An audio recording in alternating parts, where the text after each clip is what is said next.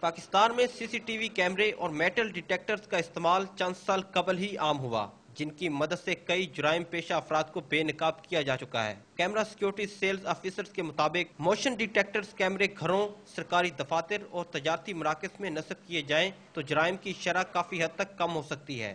Motion activity بھی ہوتا ہے کہ اگر کوئی بندہ ایسا ہے جو دوبارہ پھلانگ رہا ہے یا کوئی ایسا دور سے آگے کوئی آپ نے اس کو ایکٹیو کیا ہوا کہ اس پورشن میں کوئی بندہ داخل نہ ہو، اس میں کوئی داخل کی کوشش کرتا ہے تو وہ فوراً ایکٹیو ہو کے الارم بجنے شروع ہو جاتے ہیں۔ کیمرہ سیل کرنے والوں کا کہنا ہے سیکیورٹی کیمرے سینٹرلائزڈ کر دیے جائیں تو وہ مشکوک افراد کو 1 منٹ میں پکڑ سکتے ہیں۔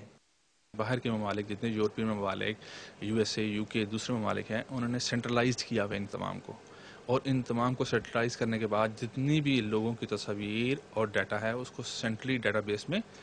جمع کیا ہوا ہے۔ جب بھی کسی ریلوے اسٹیشن،